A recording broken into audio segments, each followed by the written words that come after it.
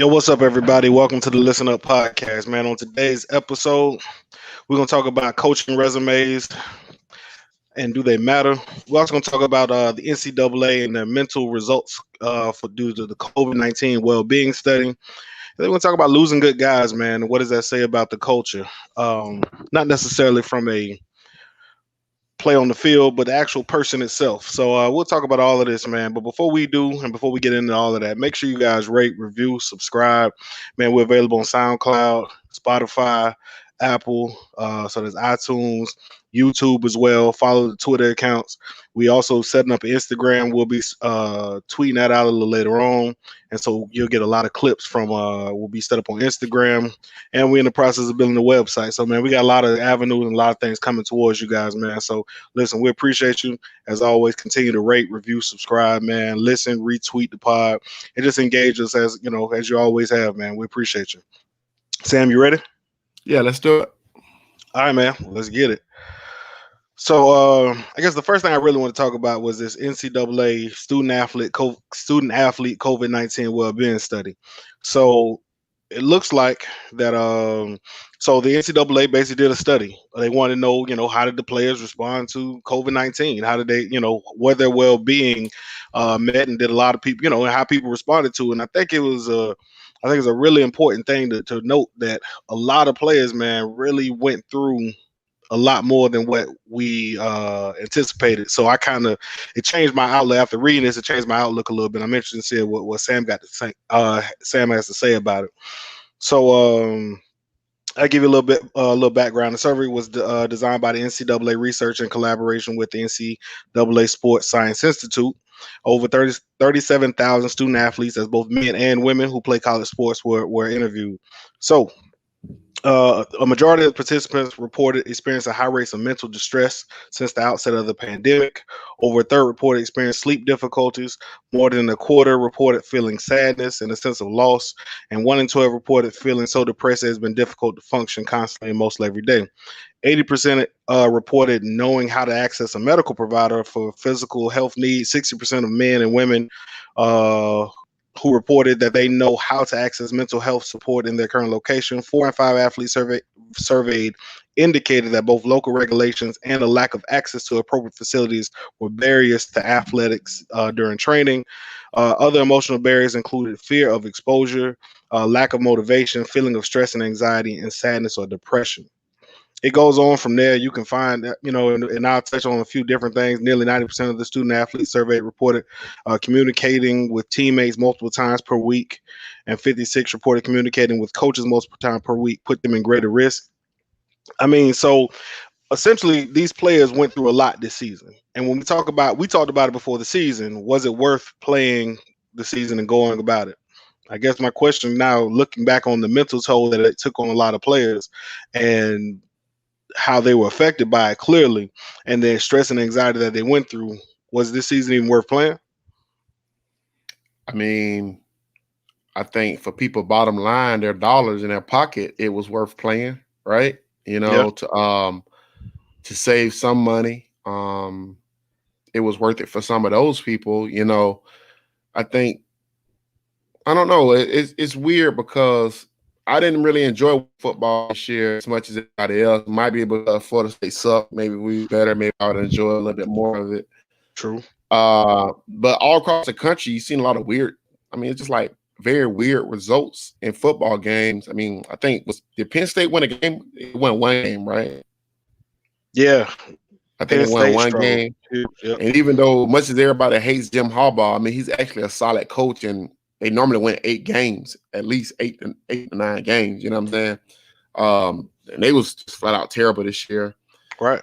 Meanwhile, you got teams like Coastal Carolina and Liberty.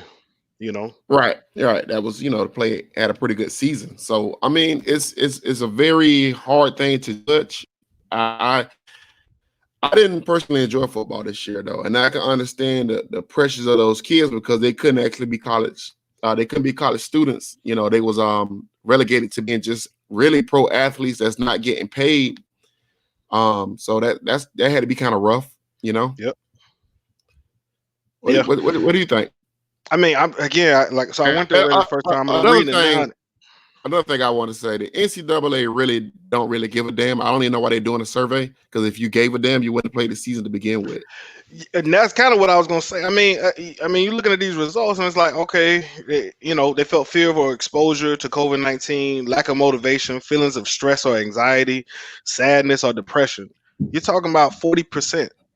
Like, so more than half, a little less than half of your players on the football team were feeling like this ain't really worth it. You know what I'm saying? This is not. This is like people were dying, right? We don't know what these kids went through, but like, I know folks who have died, who I know personally, who have lost their life to COVID. I have people in my inner circle who've been exposed, not just once or twice. And I'm talking about people who've done everything the right way. They wear the mask, they social distance, they try to limit the time they go outside, all of the above. And yet they've also experienced, they've been sick as well. Folks who I know have had, really rough nights with COVID, but they've survived from it. So, and I don't have anything to do. You know what I mean? I wake up and go to work. You know what I mean? Right. That's it. And I work from home. So for me, it's not really. I'm not in a position to actually have to go out and be physical with somebody else. You know what I mean? Like, Right. yeah, all the protocols were made, and Florida State had to cancel multiple games. They went 2 and 3 weeks without football games, having the last game canceled. I agree with you when I say this season wasn't fun. This season wasn't fun at all. Like, I found myself not really even, I want to say, caring if they played or not. You know what I mean? It got to a point where I literally stopped caring if they played. And maybe if they were good, I would have felt different or whatever. But I'm interested to see, how did, Florida, who had a good season, or Miami, who, started out with a really good season. Did those fans feel more engaged, you know what I'm saying, because they were winning? Or is this a result of us, not being very good? What I can tell you is, as I look at those and listen to those results and read them, it's hard for me, man, to feel like those kids basically felt like they had no choice. You know what I mean? And they didn't. All right, you basically, like you said, we gave you a scholarship. You got to go play football. And Right. we hear about your family and we care about all of that. But at the end of the day, we don't really care, because what would happen is, if a player decided he was going to opt out and he was going to look out for himself, I got kids, so on and so forth, he was facing a backlash, if not even just in his own locker room, by some of the guys who don't take it as serious, or who didn't, who just, hey, I'm playing regardless. My job is to get to the next league. Some of those players who know they ain't going to the league, they felt the sense of, man, I got to play. You know what I mean? Because I don't want to let my team down. It's a team sport. And so for those guys, man, I feel really, really bad, because, man, they were put in basically no-win situations. Go out here and get exposed, or opt out and then kind of be looked at a certain way, either by the fans or by his own teammates and coaches. So, I mean, I think it was an impossible situation. And again, we said it before the season, I didn't think they should have played, and I feel even more now. Yeah, I mean, I don't know. You talk about anxieties and depression and all these things that came up. I mean, I don't know if that's so much that the kids caught depression and all this anxiety because they wasn't able to live their normal lives. I mean, I don't know what reason that is, because, as humans, we crave interaction. And being a part of the team is important. It creates that interaction. But also, I do think that kids felt like, why are we out here? You know what I'm saying? And then if you're not having success, and, in the way college football now is constructed, where if you're not in the Final Four, I mean, nobody really cares about these games, and nobody really cares about this. I mean, the sport. I'm not saying the sport is dying. I don't think it's dying, but there is a part of me that feels like, where is this sport going at? You know what I'm saying? Because they kind of expose the fact that you need college football to operate at a high level in these universities. So if you feel that way, then you need to start compensating them. And a lot of the compensation part that's coming out is, I think, is what's driving a lot of these coaches to take interviews in the NFL now. Dan Mullen, people like Dan Mullen and other guys just, they don't want to deal with. I mean, as a college football coach, you already have a lot to deal with to begin with. Now you stack COVID on top of a college football coach, a pandemic, and keeping guys separated from each other, making sure guys follow the protocols and everything that's being asked of them to do. I mean, you're basically being a hall monitor. I mean, unless you got a big program like a Nick Saban or Clemson, it's damn near impossible to control every aspect of a kid's life. No, So I 100% agree with you. It's funny, like people like me and you, right? We kind of I've enjoyed the fact that I couldn't go nowhere. I'm a homebody. I really don't like to socialize that much anyway. I throw an occasional party or two, but for the most part, I'm my circle small. You know what I mean? I don't need to go nowhere. I think you mhm, put matter of fact, you may have said it. Yeah, I think you said on the hey, what is it? Say what's next podcast, you know what I mean? Or whatever. right, Like you said it on there, you know what I mean? You was like, I kind of enjoyed the fact that I can't go nowhere. And right, so it's for you and me, it's different. But these kids in college, you know what I mean? So right. you gotta like they're used to the parties, they're used to the lifestyle, especially those guys like if you a freshman, you going in, you know what I mean? You expect a certain lifestyle. You know what I mean? You expect a Right. certain just. I'm gonna go out here and have a good time. I'm gonna party. I'm gonna enjoy myself. And you The get college there and you experience, realize you can't. As a yeah, player, you got to be more responsible than the average fan because you got the kids around you. We saw in Tallahassee, there was a whole lot of parties. They didn't let the party yeah, stop. If you know what I mean. So the kids was partying, but as a player, they was like, "Nah, I gotta be responsible." So now you yeah, sitting at the room where everybody else out here what looks like having a really good time. You know what I'm saying? And so right. it does feel a certain way if you know what I mean. And so it does add a different level of anxiety and stress, I think, to I guess a normal college player. You know what I mean? Right, right. I mean, the college experience is such a finite experience. You know what I'm saying? Those years go by fast. And I think for a lot of those kids, it's just a wasted year. And it Yeah. was just a way for schools to have a money grab. You know what I'm saying? So, I mean, that's just what it was. I mean, anybody saying anything different is just lying to themselves, you know. So that's how I feel about it. No, I agree, man. It's funny, like so. I was talking to I was talking to somebody, and they basically said that everybody has more anxiety than what they normally would, right? So, because they were like, at the end of the day, even the anti-maskers, right? The folks who don't, I ain't gonna wear my mask and my constitutional right, and those folks, right? Even Right. those people still have an added level of anxiety and stress because at the end of the day, you don't really want to die. You know what I'm saying? Like, I mean, Mhm. you got depressed people, so on and so forth. But at the end of the day, you don't really want to die. So even if you believe I ain't gonna wear my mask and this, that, and the third, you can believe whatever you want to believe. You still have an added level of anxiety. Now get on, you know what I mean? Now I got to go out here and I got to perform at a high level. I got Right. to put myself on the line and risk the pandemic to perform for for most time no fans, so that's different. I Right. got to do it because essentially I'm being asked to do it. You know what I mean? Like somebody told me I had to go out here and do it, and so therefore I'm doing it. But in the back of my mind, I'm thinking I'd much rather be at home. I'd Right. much rather be, you know what I mean? I'd much rather be safe. I ain't trying to get it. You know what I mean? We saw with Florida State, whole position groups were lost. You know what I mean? All right, Yeah. everybody been exposed. That whole group gone now. We ain't got no linemen. They said they ain't played the Wake Forest game because they ain't have a single lineman available. Right. You know what I'm saying? Like when you get to that point, man, like what are we doing? You know what I mean? What I guess was it really worth it? Maybe that's the question. What was it really worth it? Not even for somebody's gonna win a national championship. Right. Was it worth that team? Like, you know what I mean? Like did they and then is it like, you know what I mean? Is it really a national champ? You know what I mean? Is this the one that you're gonna be like, all right, you know what I mean? It's gonna have a bit of an asterisk by it. Well, I don't know, man. Flags fly forever, man. We'll look back when Alabama win that championship, if Ohio State win that championship, and we'll be like, they had a great year. You know, it's just nobody won't even be thinking about COVID if COVID is over by then. You know what I'm saying? I mean, Yeah. they don't tell when it's gonna be over. So I don't know. I mean, I don't. I don't I know, mean, man. the NCAA just announced that the NCAA tournament, the basketball tournament, will be in the bubble in Indiana for the whole time. I mean, so it don't they're not projecting it to be over with by March. Right, right. So I mean, we will see. We will see. I think it was tough for those kids, man. I think it was tough for not just the kids at Florida State, kids all across the country. I mean, you want to play college football and you want to live the whole college experience, and that they wasn't able to do that this year. Like no program really was. But as you've seen, the bigger programs had more success than some of the smaller ones, and some of the teams that had older players on it had a little bit more success on it because they had older players that they there to get paid and get on and get out. And I think some of those younger teams really struggle because of that. I really do. So I let's get agree. to the next one, man. Let's get to the next one because Yeah, I man. mean, so coaching resumes, right? So we So went to you want to talk about the players and what it meant. yeah. I mean, we can talk about that too. All right. So actually, I'm gonna read something. Right.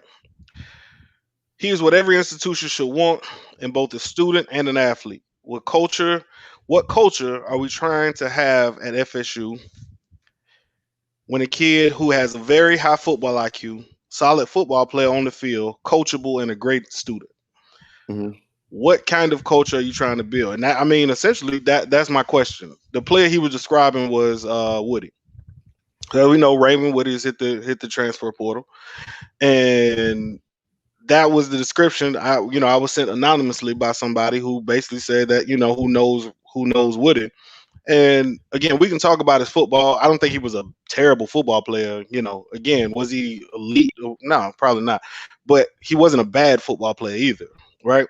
But then when you look at all the things, like the epitome of what you want a student athlete to be: coachable, high football IQ, a great student. Like this is what you ask for players. So and then I went back and I thought about, well, man, those are some of the same characteristics we said about, Woodby. Great football player. I mean, not a great football player, but solid.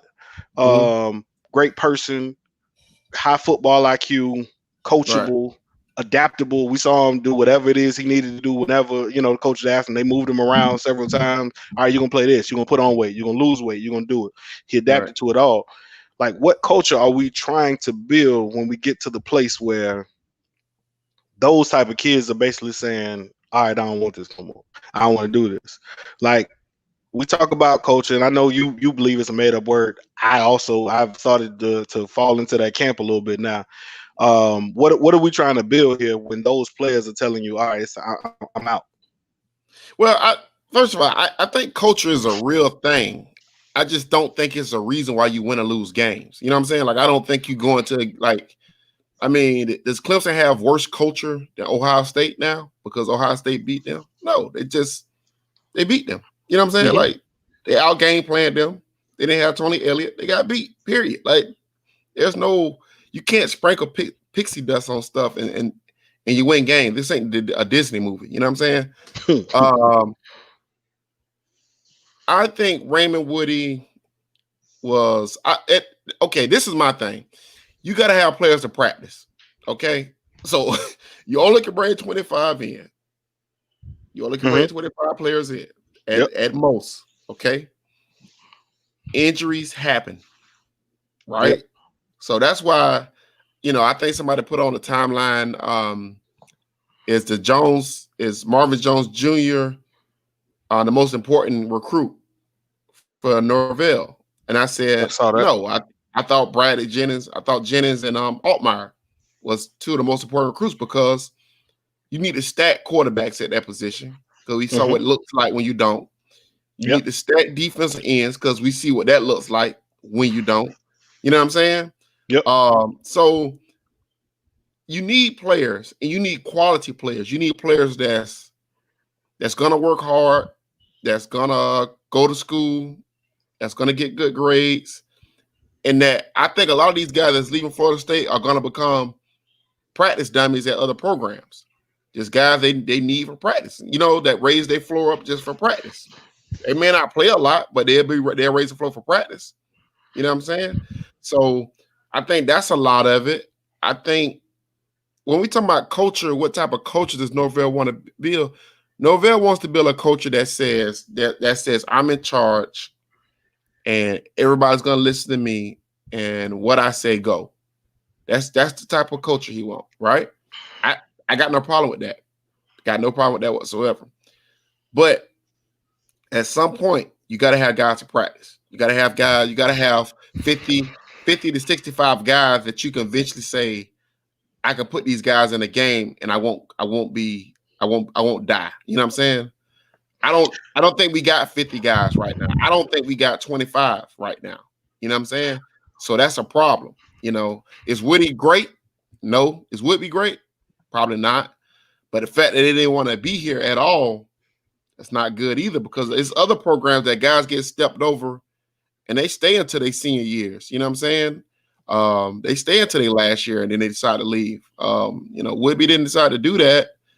He had 2 more years left, I think. And Raymond Woody had 3 more years left, if I'm not mistaken. Sophomore, yeah. Right. So I mean, those are not good signs, and it's not like they're bad kids. Like Woodby and Woody are not bad kids. You know, they're not. They're gonna come to work, do what they got to do. And see, I think that's where I'm looking at it more, right? I didn't know Woody, so to get the insight on Woody, but Woody was recruited by Northwestern. So what type of kids does Northwestern take there? Correct. You know what I'm saying?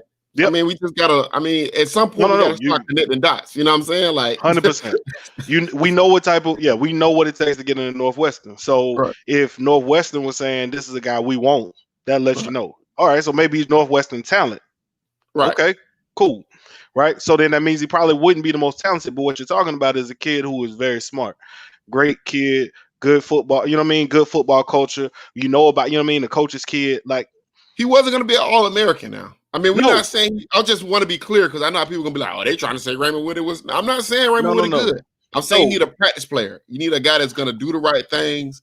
And even if not, right? Let's say he's real bad. Let's just say he's a terrible football player. What you're supposed to be trying to do, from what people have been telling me, is clear out all the terrible players. You know what I mean? Again, nobody argued when they got rid of Laybourne. Man, Laybourne was a cancer. When DJ Matthews, man, we got it, man. We understood those guys. Those make sense, right? Those are guys who are necessarily not good kids. You can't say that about this guy though, and you can't say that about Woodby.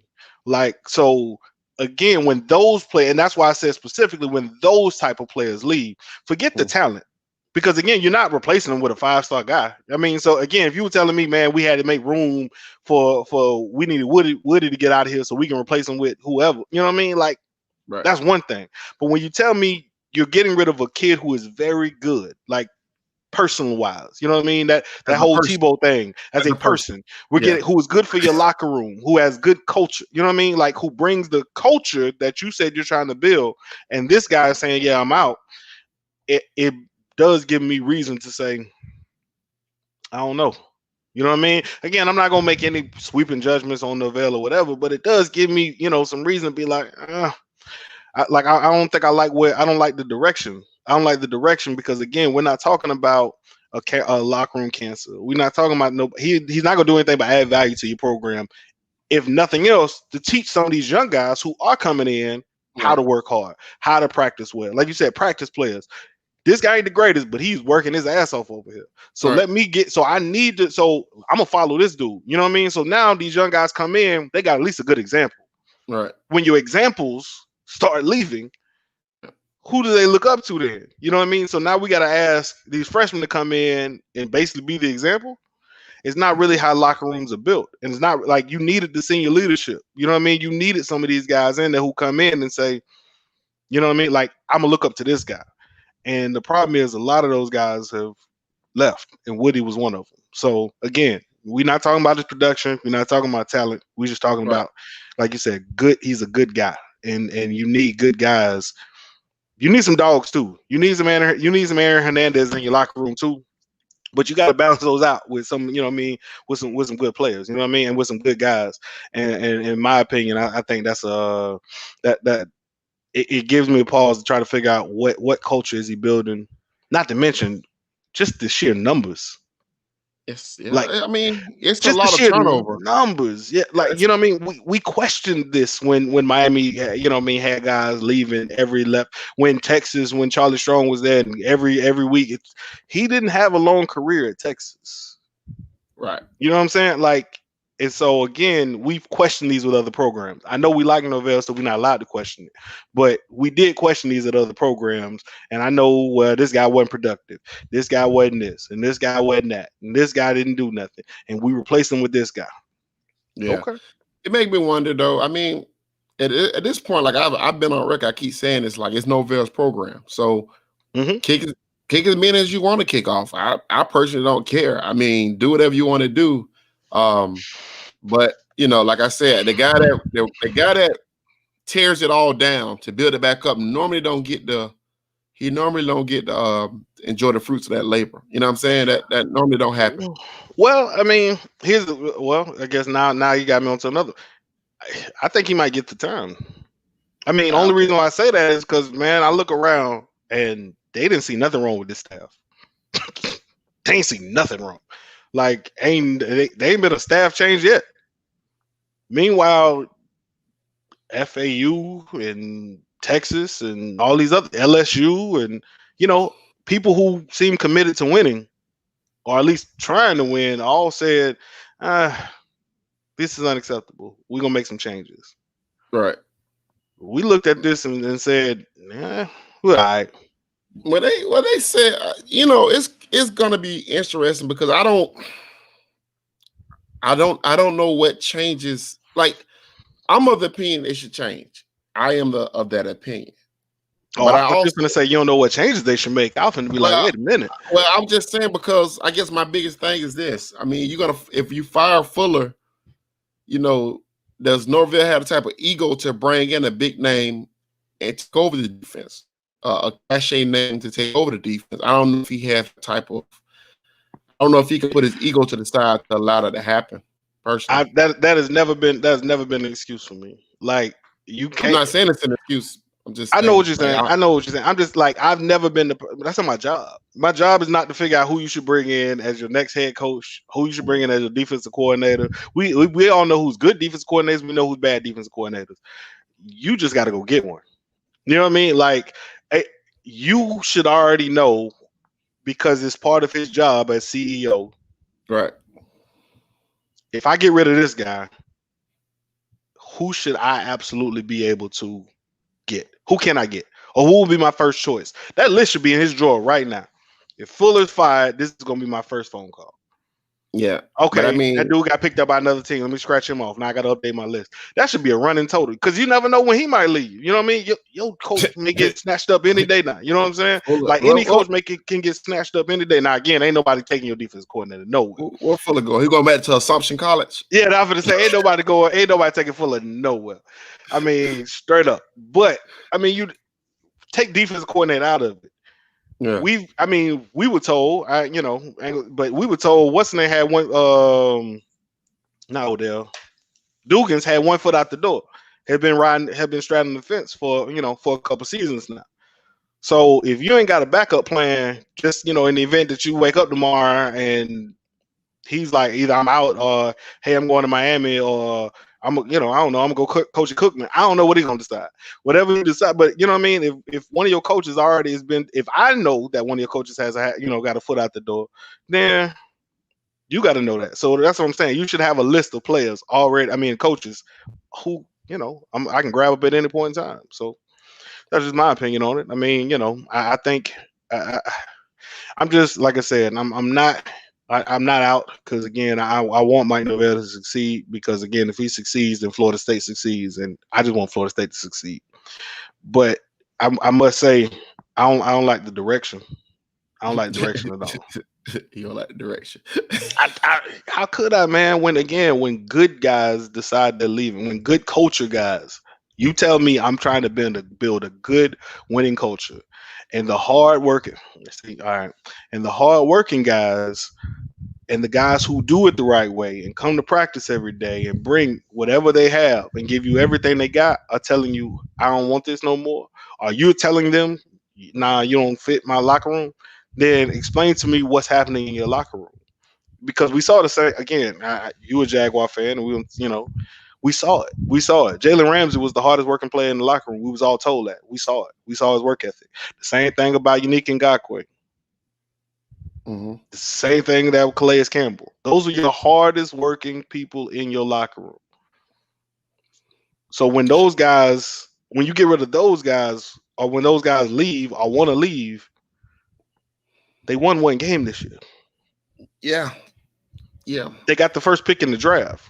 You know what I'm saying? Like when that's like that. But so again, when I talk about direction, that's what I mean. I don't feel too good when the players who work the hardest are leaving your program.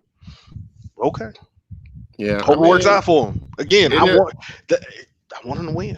It is what it is, though. I mean, there's nothing you can do about it now. Everything is set in motion. Everything's in motion, is in place. So all we're doing now is just watching it. I mean, You know, I mean, I worry about how you're gonna practice because Norvell likes to do pads the whole week. So they was in pads most of the year. So it's like, how you gonna practice, get good practices, be ready for game day? Like, how's that gonna happen? Like, I'm just like, I just don't see the depth because in the fall season, it's all attrition. You know, guys start getting hurt. You know, I mean, where does that leave you at? You know what I'm saying? Are we gonna be playing walk-ons next year? Probably. so Okay, if so you then get we that, ain't winning very many games if we playing walk-ons. right, so that means we looking at another what? 5 wins, 6 wins. Oh, 6 wins. I'm taking that. I told you, I'm celebrating in the parking lot. We're going Yeah, streaking through the quad to the gymnasium. We got 6 wins, man. That's what it is. but then that's what is that? 9 wins in 2 years. It gets ugly real quick. So, but let's I'm gonna just hold all off on all comments because you're trying to you gonna try to tee me up for that one. I ain't gonna fall for it this time. I ain't gonna tee you up. But let's talk about resumes, man. Let's talk about the hiring process and how you should evaluate guys that you hire. Let's talk about that. Go ahead, man. Listen. You when you tell me you want to talk about something, I usually just let you go off, man. Go. You say you want to talk about the coaching resume, so I'm assuming you got a point. So I was looking at some stuff the other day ago, and I was like, so you know, Willie got fired. I was like, why didn't Willie work? Like, it didn't make any sense to me why Willie Taggart didn't work at FSU, right? Mm-hmm. And somebody was like, man, you know, just look at his resume. That was somebody told me. They like, go look at his resume. And this is where the conversation happened at. The guy told me, I was talking about Dan Mullen. Dan Mullen, right? And when they hired Dan Mullen, everybody thought that shit ain't gonna work. That dude's goofy. You know what I'm saying? It just ain't gonna work, you know? It still may not work. I'm reading a lot of articles. No, I'm saying but it's working though. It is working. It's working. And they've been in 3 New Year's 6 bowls. It's working. It's like, yeah. Okay. It worked. It's working. It's working. Like, if he's not that no more, it ain't working. I'm just right. like, but I'm saying though, he's been more successful than all those coaches that got hired that year. Yeah. The Chip Kellys, the Scott Frostes, the Willie Taggarts, Jeremy Pruitts. Yeah. Everybody we thought was no-brainers going to get the job done. He's been more successful than those guys, right? True. So when I talked to this guy, I was like, man, y'all really fired Jim McElwain just to hire to get Scott Frost. And he was like, nah, man, we're going to hire Dan Mullen. This before Mullen got hired. He told me this shit. And I was like, y'all going to hire Dan. Y'all hired Jim McElwain to hire Jim McElwain. That's what I said, right? So he was like, no, if you look at it, Dan Mullen's a solid football coach. That's what this guy told me. He said he's a solid football coach. He said X's and O's, he got that down pat. He been a part of Utah where Urban Meyer developed quarterbacks under Utah, went to New Year's 6 Bowl with Utah, came to Florida. Of course, they won national championships, been a part of big program in Florida, went to Mississippi State, cut his teeth in SEC West. He wasn't a disaster, won 7, 8, 9 games. He had him ranked number 1. He had him ranked number 1 in the nation at one point. He was like solid football coach. He said all that flashy shit, Florida had enough of it. They had enough of trying to hire the hot assistant, flashy.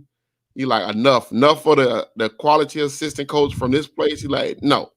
He like, we just want a solid football coach. He said, because you can hire flash at offensive coordinator and defensive coordinator. You can hire flash. You ain't got the head coach ain't got to be flashy. Mm-hmm. So I thought about that, right? And then the other day, me and that same guy went to talking again, and he was like, yeah, man, you see how right I was about Mullen? I'm like, yeah, you was right about, I'm like, you was right about Mullen. But it made me kind of take a look at it, and I was like, when we hired Jimbo Fisher, I was like, damn, you know, you really think about it. Nick Saban was at Michigan State, was winning at Michigan State. His first hire was Jimbo Fisher, right? Mm-hmm. But you know who was on his staff at offensive coordinator? Well, not offensive coordinator, but as an offensive assistant that was dynamic. Who? Josh McDaniels, the guy that's at the Patriots right now, right? And Matt Patricia was also on his staff too, assistant coaches and stuff, right? Okay.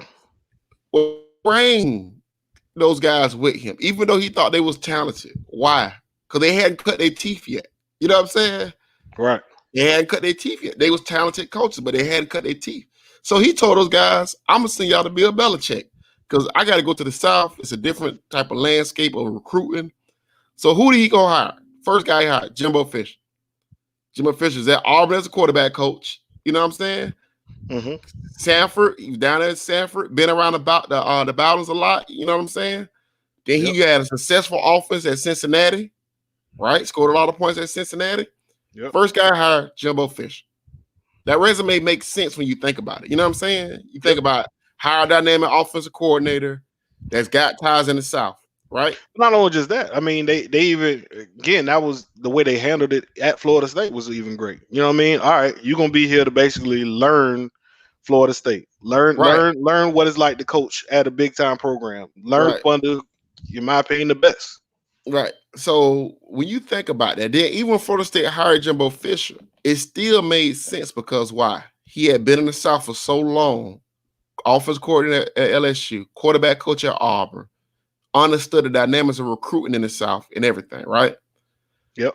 So when people got mad at me about saying Fuller wasn't going to work, and I was pretty damn defined that Fuller would not work, right? Mm-hmm. You go look at that resume, you think about it.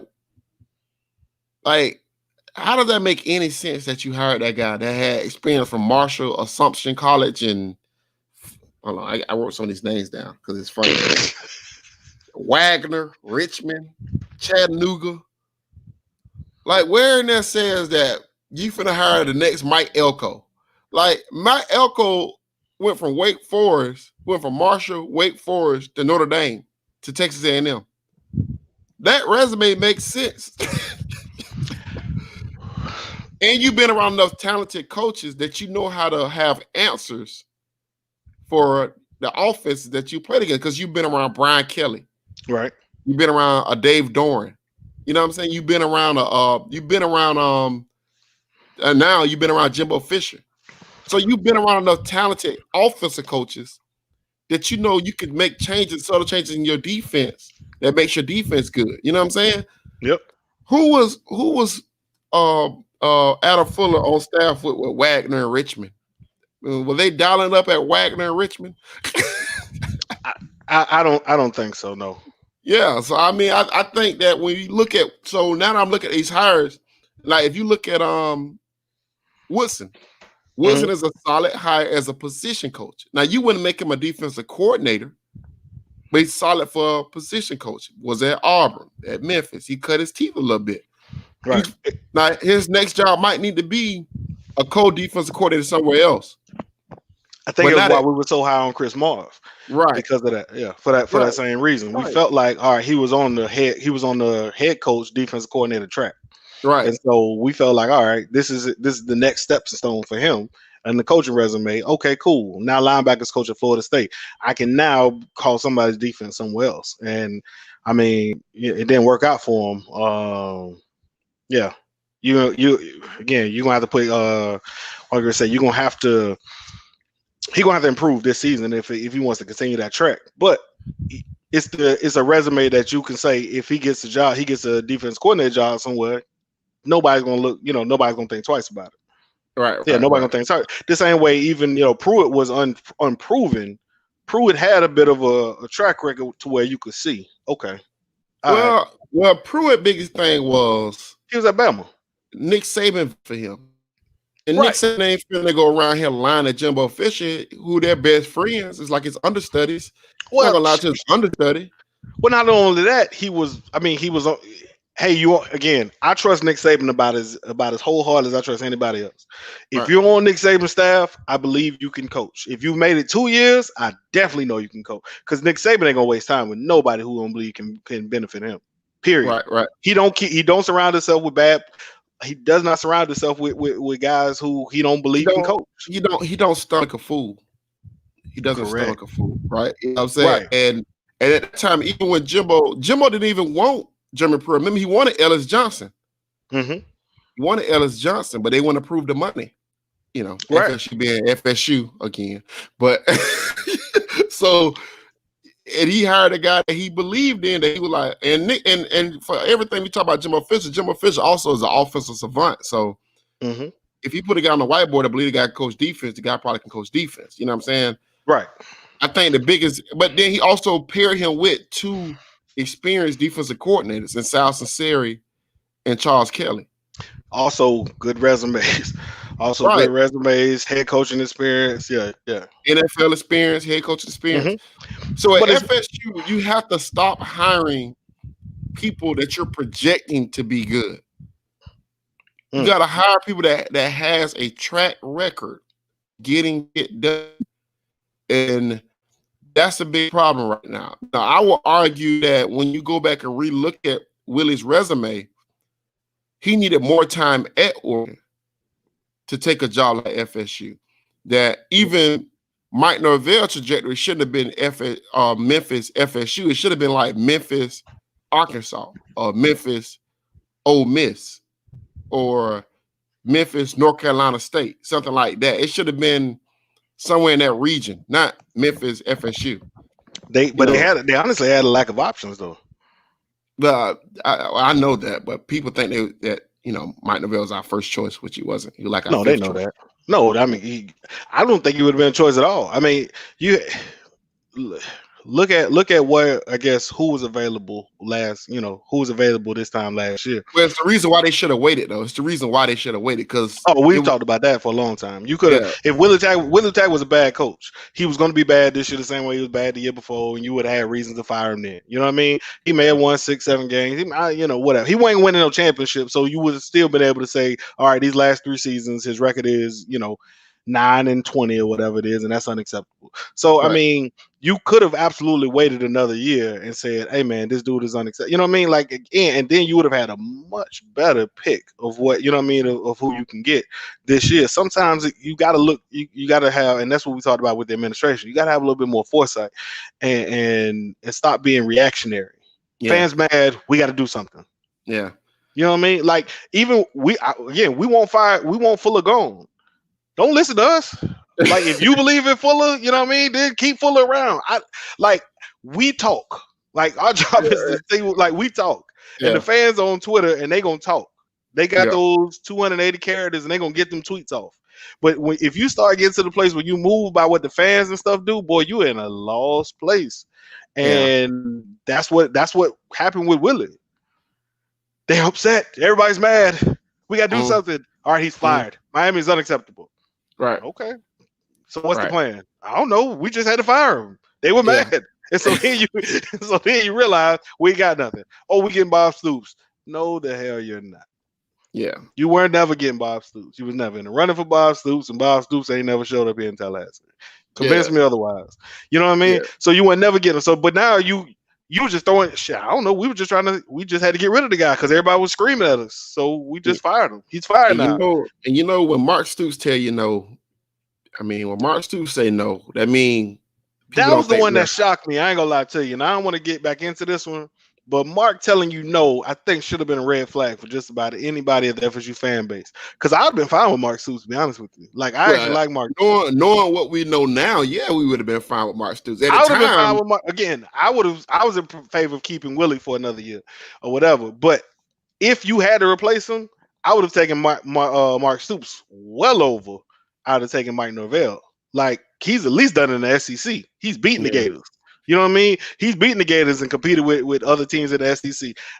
Give me that dude. You know what I mean? He will never have the talent. That's a basketball school. He will never have the talent to really compete for anything. But he's had those guys competitive. Very similar to what we saw from Dan Mullen. If you look at the resumes, they damn near identical. You know what I'm saying? Yeah. So I mean, it's just. Again, now we can get into it. Mike's got the job now. He better go out there and win. But from what I'm saying, like it's gotten to a place where I think the administration really has to stop listening to fans, find some real leadership. You know what I mean, and make some smart decisions. If either getting rid of guys who you need to get rid of, or keeping guys that you probably shouldn't just because you looking down the road and you can see what's the name finna get fired. You know what I mean? Like we can look and tell next season this dude probably getting fired. You know what I mean? Like I can look around and tell, all right. Yeah. You know what I mean? I ain't calling no name. I ain't trying to wish nobody on, but you can look, you know what I mean? And that's their job to look ahead and say, all right, I can see based on the trajectory, this dude's probably gonna be available next year. Yeah, because I Or mean, this dude's on the rise. Gus Malzahn was on the hot seat. Like, you knew that. It was there. I mean, we all knew that. They want to fire him every year. They just needed a reason. They needed an excuse to get rid of Gus Malzahn. Yep. But man, and then you see how Texas did it. You know, they shot at Urban during the season. Blood. They shot at Urban during the season. After the season, they made sure they can get Steve Sarkisian. Once they got the okay, that start would come. Hey, fire the coach. Waited until they got all their recruits in. Do it after signing day. Hired one, fired one, hired the next one the same day. It's cold blooded, but Texas let you know this is a business. Yeah, that's how you do it. That's how you do it. And that's exactly. I'm 100% in favor of that. You can talk about right and wrong and fair and not fair. Man, this is a business, $1 billion business. This is exactly how you do it. But that's enough FSU talk for today. But I want to put some other stuff out there. I heard Dan Mullen might actually be leaving Florida. It's a lot of smoke. It's a lot of smoke. It's a scary part. I heard somebody tell me that the person that probably would replace him and that probably might take that job would probably be Matt Campbell. Man, Matt Campbell ain't taking that. We said the same thing about Florida State. Matt ain't going no damn well. Matt happy over there. He ain't got no expectations. He ain't got to win. He wins just enough. Everybody love him. Man, Matt ain't going nowhere. I realized that last season when we were saying Matt Campbell was coming here. Man, I think Matt Campbell told FSU yes and then pulled back and said no at the end. Why did he say no? Because he got a shitty administration. He knew that before he said yes. Oh, he should have known that before he said yes. I think when he started really researching it, it's like, the job may not be the best job. Matt Campbell but Matt Campbell runs into that same problem that Mike Norvell have. He ain't got no ties either though. But he can hire that though. You at Florida, and they got the infrastructure and the boost the infrastructure to get everything done that you want to get done. That's not maybe I mean, I don't know. Like I said, and they seem like my boy Urban Meyer might be coming to the Jacksonville Jaguars. Let me tell you something, bro. If we get Urban Meyer and Trevor Lawrence, I might make the 2.5 hour. What is the 4 hour drive every Sunday to the bank? I might have to make that trip, man. I end up renewing my season tickets, man. They call me every year, and I tell them they can go kick rocks, man. I ain't got time for them and that foolishness. I cuss the dude out every time he called. He called me they sent me free tickets. I sent them to my dad just for they wanted some people in the stands. The 200 people or whatever it was. They sent me what is it called, box seats or whatever it is. I gave them to my dad, man. I was like, I ain't going out there to watch that foolishness. I ain't gonna waste my gas to go down there to watch that mess. And but no, man, like Urban Meyer to Jacksonville, I'm with it.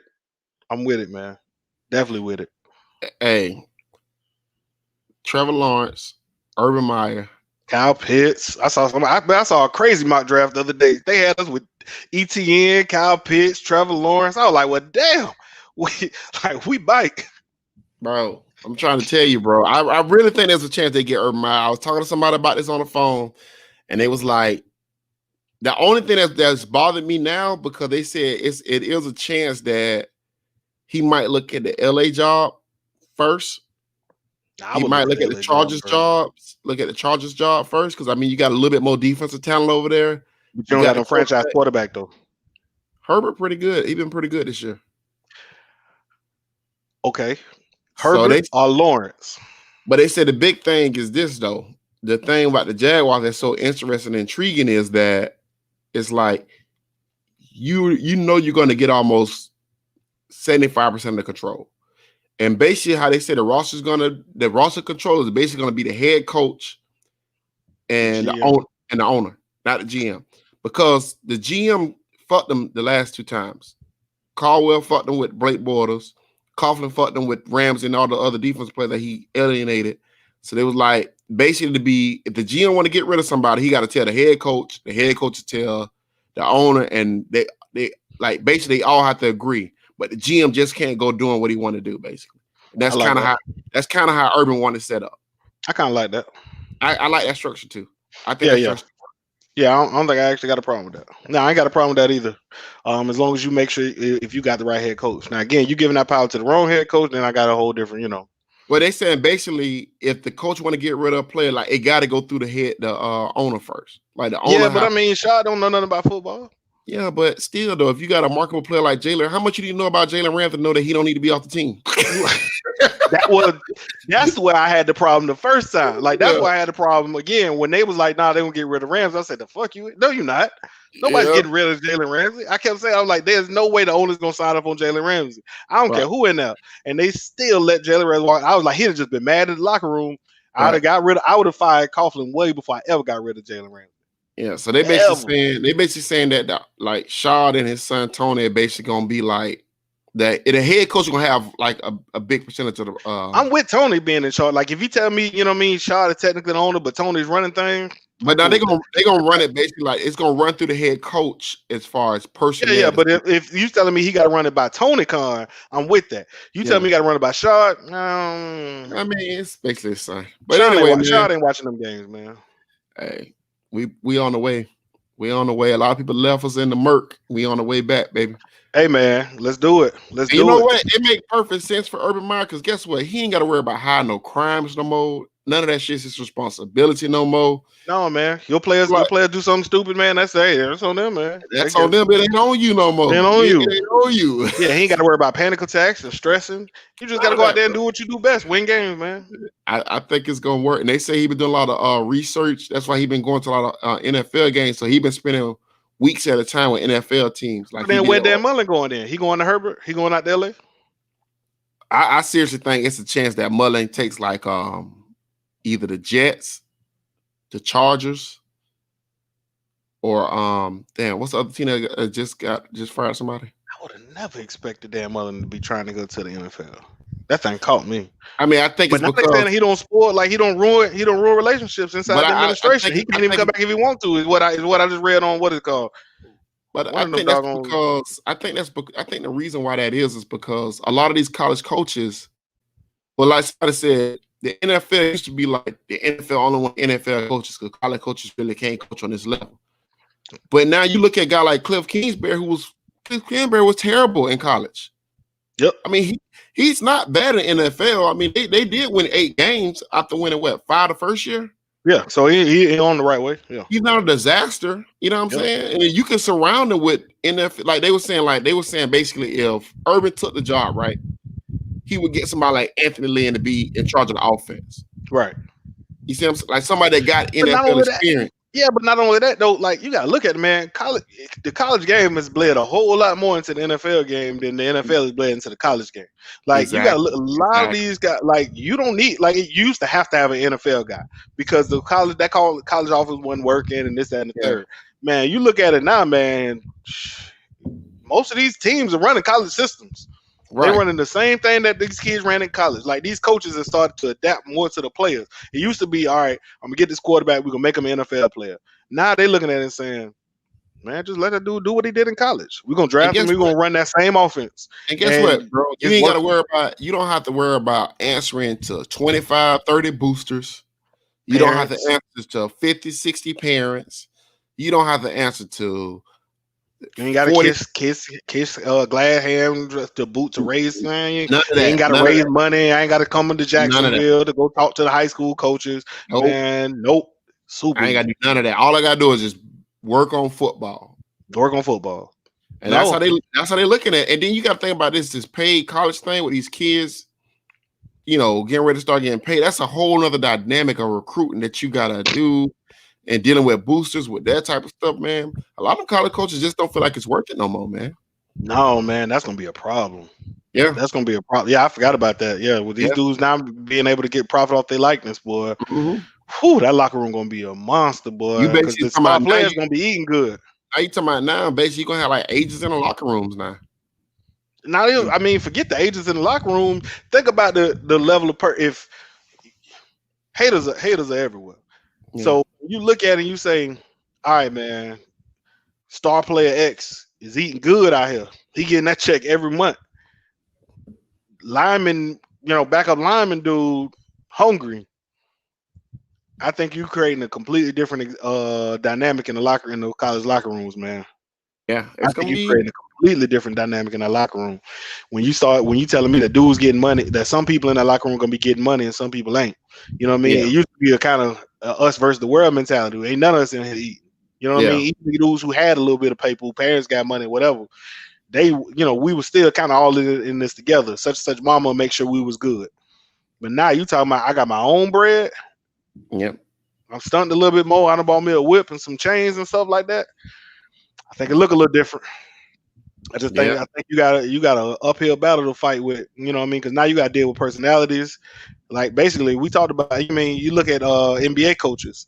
They talked about their toughest job is just managing the personalities. If you can manage the personalities, that's so. Now you got to look at going back to Novell. Just kind of talk about what we just talked about. Culture, the type of culture that you have in your locker room is going to be even more important because now you're talking about a completely different element that no other coaches really had to even have to deal with in college football. Yeah. Except for a few occasions. You know what I mean? The Chris Winkies, Deion Sanders, had those baseball contracts, but that's one player. You talking about, 10, you know what I mean? Whoever your best, your top DBs, your top cornerback, you know what I mean? Your top quarterback, your quarterback probably gonna get some money, offer some endorsements, stuff like that. Creates a different element. That's all I'm saying. Yep. So Yep. Yeah, but nah, man. Look, I'm finna say, you want to wrap right there, man? Yeah, that's right there, man. I appreciate everybody that came on live stream, and I appreciate everybody listening to the podcast. And man, first episode of the new year. Happy to be back. Yeah, man, we appreciate you guys. No, absolutely, man. How was your new year, man? I just got drunk, man. But I do 30 days though. After the New Year's, I do 30 days no drinking. Like I don't drink any alcohol whatsoever for 30 days. So it's fun. So I've said I'm not drinking until the next time. Like I want to. So I basically kind of given up drinking for a minute, man. I was like, I was like, let me just chill for a minute. Hopefully I can make it in the next season. Yeah. So I feel like Florida State gonna be the reason why I'm end up drinking again. Well, I'll try to take a little sabbatical to my birthday. So I'll try to take a little break drinking, and I try to chill out on fried foods. I'm gonna say if we going to DC for your birthday, I'm drinking. I'm just letting you know. I got spots on deck. I got spots on deck. I'm gonna drink on my birthday, but I'm taking 30 days to my birthday. So all right, man. Let me get off here, man. Y'all be good, man. All right. Hey, you already see it. Click the subscribe button, man. We out. Yep.